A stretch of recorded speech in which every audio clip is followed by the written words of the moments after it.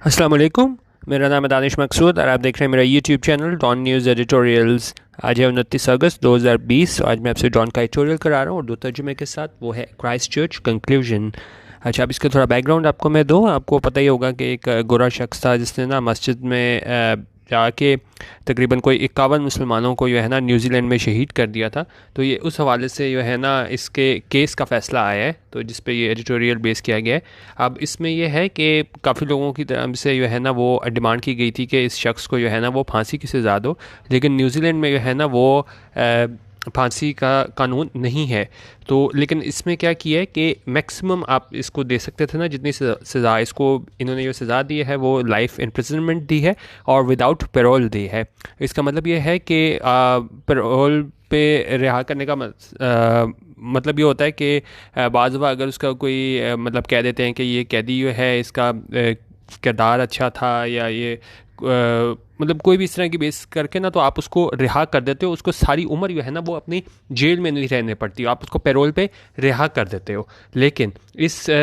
Case में इन्होंने जो स्पेसिफिकली इन्होंने कहा है कि जी एक तो लाइफ इम्प्रिजनमेंट होगी और साथ जो है ना वो आपके पास कोई पॉसिबिलिटी नहीं होगी पैरोल की, यानी उसको एंड तक अपनी पूरी ज़िंदगी जो है ना वो जेल में रहना होगा। तो ये इस बेस पे एडिटोरियल बनाया गया और उन्होंने कहा है कि जिस तरह इस्लामोफोबिया यो दूसरे ममालिक में भी उन्होंने कहा ये कॉन्सेप्ट पाया जाता है मुसलमानों के ख़िलाफ़, तो उन्होंने कहा वहाँ पे जो है ना अगर कोई इस तरह का वाक़या हो तो उसको कवर करने की कोशिश की जाती है, ख़ास तौर पे अगर परपेट्रेटर जो है ना वो कोई सफ़ेद बंदा हो तो। लेकिन उन्होंने कहा है कि यहाँ पे तारीफ़ भी की है इस लिहाज से न्यूजीलैंड की प्राइम मिनिस्टर की और वहाँ के कानून की, इन्होंने कि कम अज़ कम इन्होंने कुछ सज़ा दी है उसको और उनकी जो किसी हद तक दाद रसी की गई है उन विक्टिम्स के फैमिलीज़ की, क्योंकि ज़ाहिर है अब आप जो चले गए वो तो आप वापस नहीं आ सकते, लेकिन उन्होंने कहा किसी हद तक जो है ना इनकी दाद रसी की गई है न्यूजीलैंड की जानिब से, जब इन्होंने इस केस में इस बंदे को लाइफ सेंटेंस का फ़ैसला किया और क्या किया, विदाउट पॉसिबिलिटी ऑफ पैरोल। अच्छा, इसके हम मीनिंग्स वगैरह भी देखते हैं, इसको स्टार्ट करते हैं।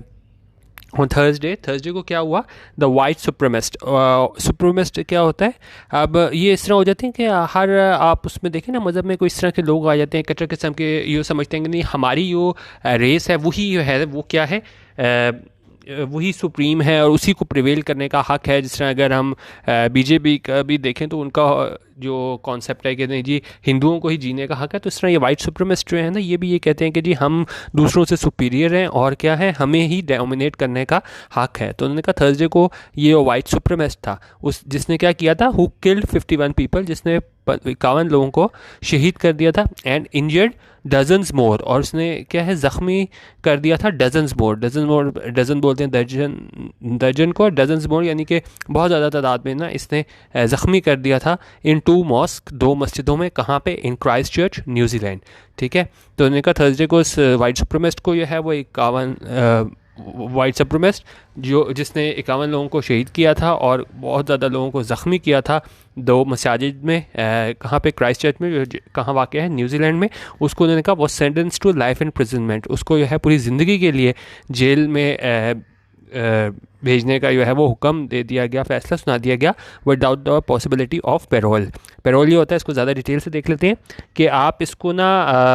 एक्सपायरी ऑफ सेंटेंस से पहले जो है उसको कैदी को आप इस शर्त पे बाहर भेज देते हो, on the promise of good behaviour. ठीक है, तो वो कहते हैं कि जी ये अच्छा बिहेवियर दिखाएगा तो चलें इसको हम ना बाहर भेज देते हैं, पैरोल पे रिहा कर देते हैं। और अगर एग्जांपल हम इसकी देखें सेंटेंस की, तो he committed a burglary while on parole. ठीक है, जब वो पैरोल पे था तो वहाँ पे उसने बर्गलरी कमिट की। लेकिन यहाँ पे इन्होंने क्या किया है, क्योंकि डेथ सेंटेंस तो दे नहीं सकते थे, उन्होंने कहा ठीक है हम आपको जो है लाइफ इम्प्रिजनमेंट दे रहे हैं और आपके पास कोई चांस नहीं होगा पैरोल का, यानी कि आपको जेल में रह के ही अपनी पूरी सज़ा जो है वो मुकम्मल करना पड़ेगी। ओवर द 3 days प्रायर, और मतलब इस सेंटेंस से पहले ना 3 दिन पहले क्या हुआ, scores of emotionally charge victim impact statements were heard in court. Scores होता है बहुत ज़्यादा, ठीक है, लॉट्स। तो यानी कि बहुत ज़्यादा हमें क्या देखने को मिला, emotionally charge victim impact statements, क्योंकि अदालत में है ना हमें स्टेटमेंट्स देखने को मिली उनके जो सर्वाइवर की जानिब से और जो इनके वर्सा थे जिनकी शहादत हुई थी, तो उनकी जानिब से हमें बहुत ज़्यादा क्या देखने को मिला, इमोशनली चार्ज, बड़ी जज्बाती इनकी जानिब से हमें स्टेटमेंट्स देखने को मिली, वर हर्ड इन कोर्ट, वो हमें सुनने को मिली। वर हर्ड हमारे पास क्या होगा, पास्ट इंडेफिनिट का पैसिव। तो अब आगे क्या कह रहे हैं, delivering the first search and highest prison sentence in the countries history. अब ये बता रहे हैं कि ये जो फैसला सुनाया गया ये क्या है, ये पहली ऐसी जो है वो सेंटेंस है, ऐसी सज़ा है इस न्यूजीलैंड की मुल्क की हिस्ट्री में। जज सेड, और ये ऐसा किसने कहा था, जज ने कहा था, that such punishment was reserved for only the very worst murders, कि उन्होंने कहा ऐसी पनिशमेंट सिर्फ रिजर्व थी किसके लिए, ये बहुत ज़्यादा जिसने घनौना जो है ना वो मर्डर किए हों उन लोगों के लिए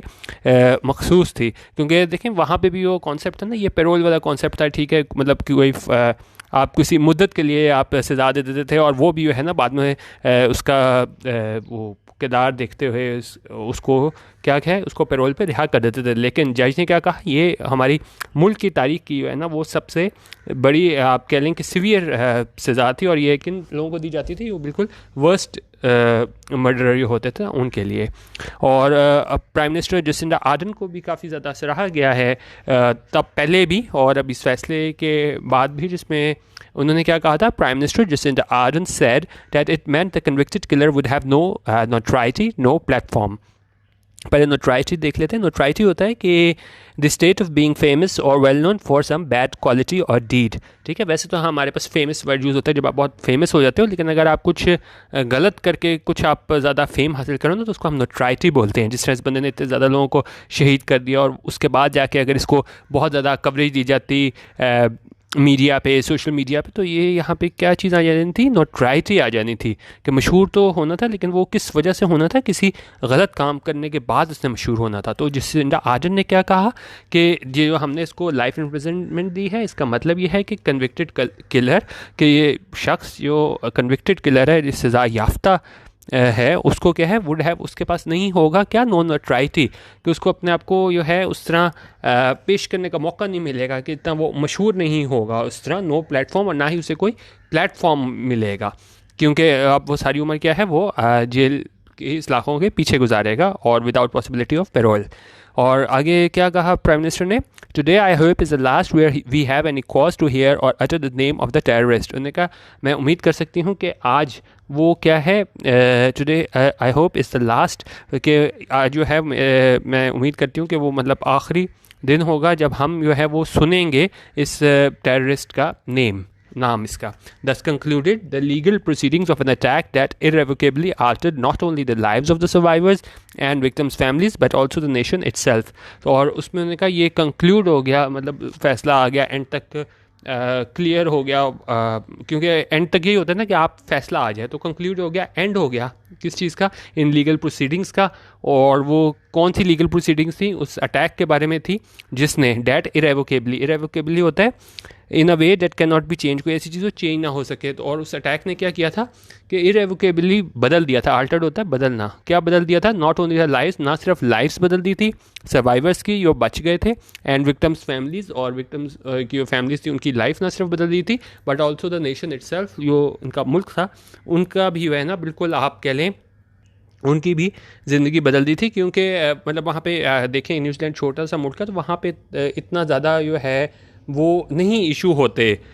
मुसलमानों के और दूसरी जो रेस के लोग रहने वाले हैं। लेकिन इसके बाद से जो हालात बने तो वहाँ पे देखा होगा कि जो न्यूजीलैंड के प्राइम मिनिस्टर हैं उनकी जानिब से भी काफ़ी कोशिश की गई थी कि ये साबित करने की कि भाई वहाँ पे लोग बड़ा पीसफुली रहते हैं और उसमें कि हम बिल्कुल जो मुसलमान हैं उनके साथ हैं। ठीक है, अच्छा अब आगे क्या है, दी सॉलिडारिटी होता है यकजहती, the solidarity New Zealanders extended one another in the wake of tragedy. In the wake of क्या होता है, किसी चीज़ के बाद, जिस तरह आफ्टर मैथ कह लें, एज अ रिजल्ट ऑफ, तो उनका जो यकजहती दिखाई न्यूजीलैंडर्स ने कब, इस ट्रेजिडी के बाद, as well as the collective shunning of any attempt to rationalise the killers deeds. और साथ ही उन्होंने क्या अहम बात की है कि जो मुकम्मल तौर पे इसको शन किया, शन होता है रिजेक्ट किया किसी कोशिश को to rationalise the killers deeds. क्योंकि आपने दूसरे ममालिक में देखा होगा कोई सफ़ेद बंदा कोई जुर्म कर देता है तो उसको जस्टिफिकेशन दी जाती है कि नहीं भाई वो शख्स पागल होगा, वो इस वजह से उसने मार दिया होगा, ये उसका केस नहीं है। क्योंकि अगर कोई मुसलमान मार दे तो वहाँ तो पूरी आप मुस्लिम पॉपुलेशन को ब्लेम करते हैं, लेकिन जब कोई सफ़ेद बंदा मार देता है तो उसको वहाँ पे दूसरे ममालिक में क्या है जस्टिफिकेशन दी जाती है कि नहीं भाई ये मेंटली साउंड पर्सन नहीं था, इस वजह से उसने कर दिया होगा। तो वहाँ पे वो मज़हब को नहीं आने देते, ठीक है। अगर क्योंकि मोस्टली केसेस में वो सफ़ेद बंदा होता है वो क्या होता है, वो क्रिश्चियन होता है। तो उन्होंने कहा यहाँ पे तारीफ़ किया न्यूजीलैंड की कि एक तो उन्होंने इसको कंक्लूड किया केस को, और दूसरा उन्होंने सारी रिजेक्ट की तमाम कोशिशों को जिसमें कोई जस्टिफिकेशन दी जाती इस किलर की, इस तरह इतने लोगों को मारने की, as a symptomatic of western media coverage when the perpetrator is white. उन्होंने कहा जिस तरह जो है वो किया जाता है, सिम्टोमेटिक होता है, शोइंग सिम्टम्स और it may concern a specific symptom, कि जिस तरह दूसरे वेस्टर्न ममालिक में ये कह के वेस्टर्न मीडिया कवरेज वहाँ की जाती है कि जी जब परपिट्रेटर वाइट होता है, परपिट्रेटर होता है हमारे पास a person who carries out a harmful illegal or immoral act, ठीक है। जो ये जुर्म करता है, कोई हार्मफुल एक्ट करता है परपिट्रेटर, और जब वो वाइट होता है तो उसकी जस्टिफिकेशन दूसरे वेस्टर्न मीडिया में दी जाती है कि भाई ये कोई सिम्टम्स हैं, मेंटल सिम्टम्स हैं, उसकी वजह से उसने ऐसा जुर्म किया है। लेकिन ऐसा हमें देखने को नहीं मिला न्यूजीलैंड में। तो उन्होंने कहा ये क्या है, इज़ अ टेम्पलेट। टेम्पलेट क्या होता है, जैसे आपने पावर पॉइंट प्रेजेंटेशन दूसरी जगह भी देखा होगा, तो हमारे पास एक सैम्पल होता है टेम्पलेट के, उसी की बेस पे आप दूसरी चीज़ें बना लेते हो। कोई ड्राफ्ट आपको किसी चीज़ का मिल जाता है, लेटर का, आपको तो टेम्पलेट दे दो। तो उन्होंने कहा ये चीज़ भी क्या है, टेम्पलेट है। कि एक तो न्यूजीलैंड वाले क्या है, उन्होंने एंड तक जाके उसको सजा दी है, और दूसरी उन्होंने उसको जस्टिफाई करने की कोशिश नहीं की कि भाई कोई इसको कोई जहनी बीमारी होगी जिसकी वजह से इसने इतने लोगों को जो है ना वो बेगुनाह लोगों को मार दिया। तो उन्होंने कहा ये क्या है, टेम्पलेट है, एक तरह का सैम्पल है। किन के लिए, for how countries should respond to Islamophobia, कि किस तरह दूसरे ममालिक हैं वो भी उसका जवाब दें इस्लामोफोबिया का, जो इस्लाम के ख़िलाफ़ जो बुग़्ज़ है लोगों के जहनों में, and other forms of racism, और दूसरी फॉर्म्स ऑफ रेसिज्म के ख़िलाफ़ है ना। तो उन्होंने कहा ये टेम्पलेट है, यानी दूसरे ममालिक को भी यही करना चाहिए जिस तरह न्यूजीलैंड ने किया है। Beyond mayor calls for tolerance of diversity, उन्होंने कहा बजाय इसके कि सिर्फ आप मेयर कॉल्स फॉर टॉलरेंस यानी सिर्फ कहें कि जी बर्दाश्त रखें और डाइवर्सिटी के तमाम मज़ाहिब के दरमियान जो है ना वो आपस में बर्दाश्त के साथ रहें। तो लेकिन उन्होंने कहा इससे आगे जाके कीवीज़ ने क्या किया है, कीवीज़ ये न्यूजीलैंडर्स को जो है ना वो कीवीज़ कहा जाता है। Kiwis have emphatically upheld the rights of their fellow Muslims, उन्होंने कहा उनके जो राइट्स हैं उनकी क्या है, उन्होंने अपहेल्ड किया है, उनको उनकी एक तरह से हिफाजत की है उनके राइट्स की, मुस्लिम्स की, और उन्होंने नहीं उसको बचाने की कोशिश की, वो जो सफ़ेद शख्स था। It was the victims not attacker who were foregrounded in news coverage. Foregrounded होता है जो सामने हमें नज़र आए, आप कह लें कि make something the most prominent और इम्पॉर्टेंट फीचर, ठीक है, जो हमें सामने नज़र आए, जो इनकी बहुत ज़्यादा इंपॉर्टेंस हो। उन्हें कहा वो हमें विक्टिम्स नज़र आए, not the attacker who were foregrounded, कि सामने मतलब मीडिया के सामने जिनको अहमियत दी गई, जिनको सामने लाया गया। क्योंकि अगर आप दूसरे ममालिक में देखें वहाँ पर तो जो शख्स मुसलमानों को मारता है उसको उन्होंने बिल्कुल हीरो बना के आगे पेश किया होता है। लेकिन उन्होंने कहा न्यूजीलैंड में क्या हुआ, वहाँ पर victims not the attacker who were foregrounded, उसको सामने लाया गया, विक्टम्स को, ना कि अटैकर को। इन न्यूज़ कवरेज में public policy responses and trial proceedings, इनका इन तमाम चीज़ों में, न्यूज़ कवरेज में, पब्लिक पॉलिसी रिस्पॉन्सेज में और ट्रायल प्रोसीडिंग्स में हमें क्या है, विक्टिम को सामने लाया गया, उन्हें इंपॉर्टेंस दी गई और अटैकर को पीछे रखा गया। There are lessons for non Western security centric countries to draw from too, उन्होंने कहा यहाँ पे लेसन्स हैं non Western security centric countries के लिए भी कि वो क्या वो लेसन्स ले सकते हैं। अब आगे क्या कह रहे हैं, justice centred not on the state but on people, ठीक है। तो उन्होंने कहा ये जस्टिस है, ये इंसाफ है, वो किस पे मबनी था कि आप पीपल पे देखें, लोगों पे देखें कि उनको इंसाफ मिलता है कि नहीं। Was seen to be done in which killers were not glorified, कि जहाँ पे जो किलर्स हैं ना, ये जो मारने वाला है, जिस तरह यहाँ पे सफ़ेद शख्स है, वर नॉट ग्लोरीफाइड, उनको ना आप ग्लोरीफाई करके पेश करें, जैसे पता नहीं उसने क्या बड़ा काम कर दिया है। अफेक्टिव्स वर हर्ड, अब ये सारी चीज़ें बता रहे हैं कि यहाँ पे क्या हुआ न्यूजीलैंड में कि किलर्स को उसको ग्लोरीफाई नहीं किया गया। अफेक्टिव्स वर हर्ड, जो लोग वहाँ पर मुतासर होते हैं, अफेक्टिव्स कौन होते हैं, जो मुतासर होते हैं सारे, ये इस शख्स ने जो भी तबाही मचाई थी उससे, जो अफेक्टिव्स थे वहाँ पे जो उससे डायरेक्ट मुतासर हुए थे, तो अफेक्टिव्स वर हर्ड, उन्हें सुना गया। ट्रूथ वॉज एयर्ड, कि जो इन लोगों ने स्टेटमेंट्स दी 3 दिन पहले, जिस तरह एडिटोरियल के स्टार्ट में उन्होंने बताया है कि 3 दिन पहले जो थे इनकी सारी स्टेटमेंट्स थी, तो ट्रूथ वॉज एयर्ड, तो उसको जो है वो लोगों के सामने लाया गया, कुछ चीज़ छुपाई नहीं गई। And traumas to the national psyche given a chance to heal, और वहाँ पे क्या है, उन्होंने कोशिश की गई कि जो लोग मतलब इससे मुतासिर हुए हैं national psyche given a chance to heal, वहाँ उनको चांस दिया कि वो वहाँ पे, क्योंकि पूरी देखा जाए तो पूरी इनकी थी मुल्क की वही थोड़ा मुतासर हुआ था, तो उन्होंने कहा उन्होंने सारों को ये मौका दिया कि वहाँ पे हील करने का मौका दिया, क्योंकि कुछ चीज़ उन्होंने छुपाई नहीं। ठीक है, बेसिकली इसकी जो मेन थीम है उसकी ये है कि उन्होंने पूरा मौका दिया, जो अफेक्टीज थे उनको सुना, उसको ग्लोरीफाई नहीं किया जिसने मारा था, और पूरी नेशन को ना एक तरीके से एक चांस दिया, एक मौका दिया कि वो अपने आप को जो है ना इस सारे ट्रॉमा से बाहर ला सके। और उन्होंने कहा ये लेसन है दूसरे ममालिक के लिए भी, कि जहाँ पे जिस तरह आगे आपको बताएंगे क्या होता है। अब इसको कंट्रास्ट कर रहे हैं, contrast this with the manner in which trials and inquiry commissions into public tragedies from terrorist attacks to plane crashes are conducted elsewhere। उनका अगर हम न्यूजीलैंड के मुकाबले में इसको कंट्रास्ट करें, इसके बरक्स देखें कि दूसरे ममालिक में क्या होता है कि वहाँ पे जब ट्रायल्स और इंक्वायरी होती हैं कमीशन की,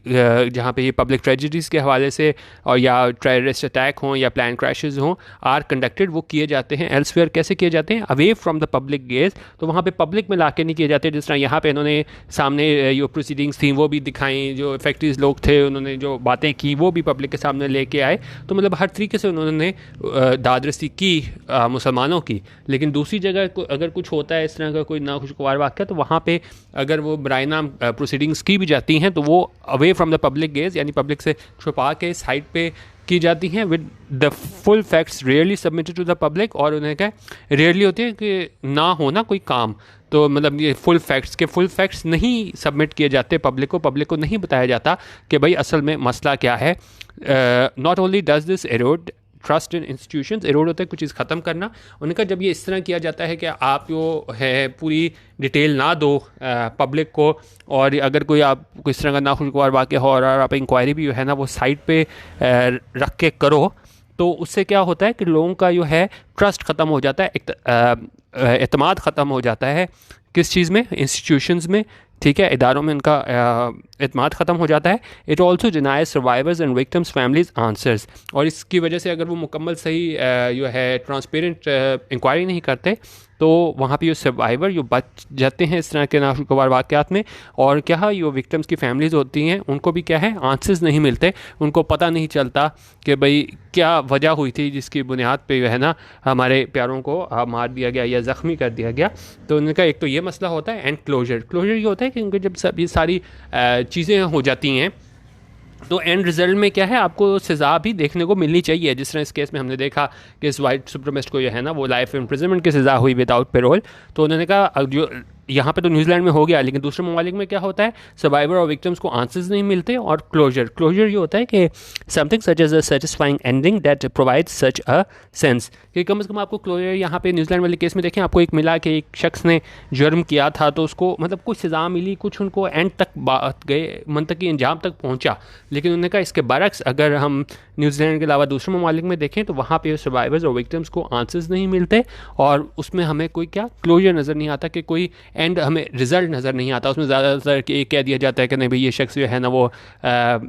मेंटली चैलेंज्ड है, वो इस वजह से उसने ये कर दिया। तो मतलब हर तरीके से कोशिश की जाती है कि वाइट सुप्रीमिस्ट को जो है ना आप बचा लो, और वहाँ पे मज़हब इन्वॉल्व ना हो, वो सिर्फ एक जुनूनी एक पागल शख्स को कह के आप अपने आप को साइड पे कर लो, बजाय इसके कि पूरी रेस को इन्वॉल्व किया जाए। जिस तरह कोई एक शख्स अगर मुसलमान हो वो कोई इस तरह का कुछ जुर्म कर दे तो पूरी जो हमारी